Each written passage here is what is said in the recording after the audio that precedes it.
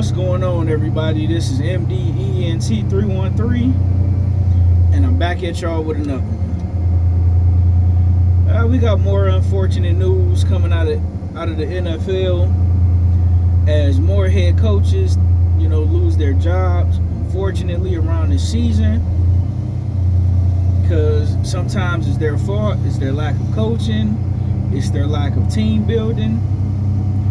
But in my opinion, more often the times, these owners and these GMs are extremely impatient. They expect for things to be built overnight, and as the older people used to say when I was a kid coming up, Rome wasn't built in a day. But today I want to talk about something that's as old as time in America,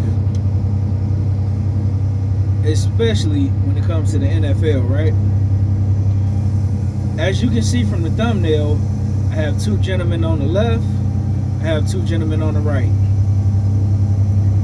And I want to talk about the difference between the gentleman on the left side versus the gentleman on the right side. I mean, other than the obvious that you can look at and see, right? The treatment is what I want to talk about. The level of expectation is what I want to talk about, right? When it comes to the two gentlemen on the left, those guys are well respected by the players. Those brothers have fought and earned their way to get to where, to put themselves in position to become head coaches, if you will. The gentleman on the right, you could say the same thing, right? They fought hard, they worked their way to the top. And if you're talking about Doug Peterson specifically, he has won a Super Bowl with the Philadelphia Eagles, which in my opinion, winning a Super Bowl in the NFL, I believe that's the hardest trophy next to winning a world title in boxing. Just in my opinion, right? Traditionally. Now, if you know two gentlemen on the left, Antonio Pierce and Jerod Mayo, they both were fired after just one season. Both of these guys were just fired, just let go. Only had the opportunity to be head coaches for one season, right? Now, we being honest, what can anyone accomplish in one season? Every once in a while, yeah, you have an anomaly where you have a great team and they was just riddled by injury, so you get a high draft pick, which helps out. You get guys coming back from injury, you get one player that make a big difference, plus you get healthy guys back, and you're right back in playoff contention. But that's not the norm. What tends to happen is when you get those high draft picks, you're usually, for the most part, a pretty bad team, right? And in the case of Antonio Pierce and Jerod Mayo, they both were inheriting bad teams where the previous coaches, they didn't do a very good job of not only putting together a solid roster, but they didn't do a good job of play calling, putting their team in position to be successful. They lost their locker rooms, and that's what led to their demise. But point being is, they were granted ample time to build the team in their liking, build the team in their making, and in their image and in their likeness, and failed to get things done, right? The two gentlemen on the left, they didn't have that same opportunity. They were excited, they were coming in, seemed like all the players was excited for them. And ironically enough, both these guys did very well in the draft. As you know, Jerod Mayo, he drafted Drake May and a few other players. And Drake May looks like he's going to be a phenomenal quarterback. When you're talking about Antonio Pierce for the Las Vegas Raiders, he drafted Brock Bowers, who stepped in, and you can make a case outside of Travis Kelce, he stepped in on the field as the best tight end. He set the single season receptions record for a pass catcher, whether that is a tight end or wide receiver, he may potentially be rookie of the year, right? Now, mind you, both guys drafted these players, and they are already being let go after inheriting a bad team.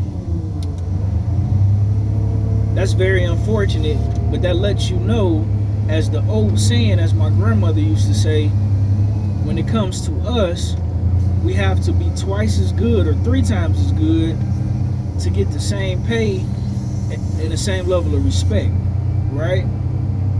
Now let's talk about the 2 gentlemen to the right side. I want to start at the top with Doug Peterson.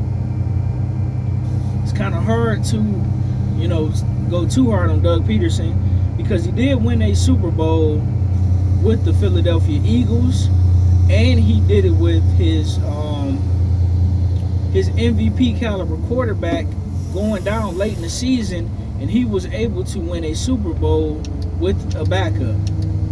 Now, I will admit he did inherit a respectable team from Andy Reid, but Doug Peterson did add to it and do a very good job. But the same Doug Peterson, who got ran out of Philadelphia and became the Jacksonville Jaguars head coach, he drafted Trevor Lawrence. He drafted some solid players. Trevor Lawrence he's not great, but he's not bad. He's solid. Brian Thomas, he looks to be a phenomenal wide receiver. I forgot the defensive end that they drafted over Aiden Hutchinson. He's solid, not great, not bad, but solid. And Travis Etienne, that comes to mind, decent, right? I believe he went to the playoffs multiple times, but this particular season and last season, he didn't make the playoffs. He failed to make the playoffs. Now, you can blame that on injury, or you can blame that, on coaching and him possibly losing the team, right? But the point that I want to make with this situation is he has had ample time to build the team in his image, his making, and his liking, put together the pieces he wanted to be put together, and things not work out, right? But point B, is no shame in that, right? Because it can only be one Super Bowl champion. No matter how you slice it, if you're not the champion, you are the loser. That's just what it is. But the point that I'm trying to make is he had an opportunity and a chance, and he had four years to do so. Now let's go over to the other gentleman, Brian Daboll, right? He has made blunder after blunder after blunder after blunder. This is a guy who haven't particularly drafted well. This is a guy who has been making goofy decisions, such as trading Saquon Barkley to a rival team, to an NFC rival in the Philadelphia Eagles. And that same Saquon Barkley ended up being the rushing champion this season and was in position to break the single season rushing record, but he chose not to because he wanted to make sure that he's as healthy as he can be for the playoffs. He let that guy go, and guess why he let that guy go? He didn't want to pay that guy. And when it came time, it came down to him either having to pay Saquon Barkley or pay Daniel Jones. And who did he choose to pay, right? He chose to pay Daniel Jones. And he chose to let Saquon Barkley go. Not only did he let him go, but he let him go to an NFC East rival. Now, Daniel Jones was handed $140 million, even though everybody's seen that Daniel Jones is a backup quarterback at best. Right? So he get rid of a future Hall of Famer, a current Pro Bowler, for a backup level quarterback, in which he ended up having to trade that backup quarterback after paying him $140 million. In addition to that, instead of putting themselves in position to get the #1 pick overall, because you only got 2 decent quarterbacks that we know of to pick from out the draft this year, Cam Ward and Shedeur Sanders, what does he decide to do? Win the game, win a couple of games. Now they all the way down, if I'm not mistaken, to like 5 or 6, where pretty much they're out of running to draft a quarterback. So you get rid of your best overall player, Saquon Barkley.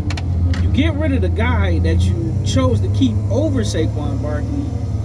Then you win games toward the end of the season to put yourself out of position to draft in a top level quarterback. And guess what? That's the guy that gets to keep his job. In a big market where you are supposed to be held to a higher standard than smaller market teams, this guy gets to keep his job after making blunder after blunder after blunder. But then when you bring up certain things like racism in America hasn't went anywhere. When you say, you know, some people are in the position that they're in due to their friends and their circle, and you know, not necessarily for their skill set and what they bring to the table. This is what we talk about when we say things like that. This is what we mean when we say things like this, right? This happens all the time, where you work for, you know, a particular company, right? And you may get into you may have an accident at work, right? Where for you, not only is it a write-up, but it's time off, but for someone else, it's swept under the rug, right? You know, it'll be situations to where if you work, you know, your overtime is pretty much capped, right? And it'll be certain things in play where, you know, you have certain stipulations where, you know, you're not supposed to work this many hours, you're not supposed to work this many days in a row. But when it comes to someone else, that's okay. As they say, different strokes for different folks. This is a prime example of what we talk about, of what we mean. Specifically when it comes to the NFL, right? I don't know if you guys remember, roughly about 2 years ago, I believe it's been 2 years, maybe 3 years, but defensive coordinator Brian Flores, he was up for a head coaching job, right? And what ultimately happened, he was trying to get the head coaching job in Miami. And what went on was, I believe it was the GM, or maybe it was the owner, or it might have been the Giants, right? But anyway, because he got the same name as, you know, Brian Daboll. They both Brian Flores and Brian Daboll. Well, he ended up getting a message from the owner saying you pretty much got the job. So he was excited. He was telling his wife he got the head coaching job, things of this nature, right? Well, that GM or that particular owner, he didn't realize that he messaged the wrong the wrong Brian. So he gets there, and they were expecting Brian Daboll. So Brian Flores, what he did was he ended up going to go file a lawsuit and expose what had happened and the things that's going on. And guess what happened? The billionaire owners, they have too much money, right? They pretty much shut that down. They made him seem to be crazy. And even after he dropped the receipts and the messages of everything that happened, still nothing happened to him, right? I remember 50 Cent when they asked him a question about Puffy, right? And he was asking, you know, they was asking him, like, do you think Puffy really did what they're claiming he did? He said, listen, nobody really knows for sure.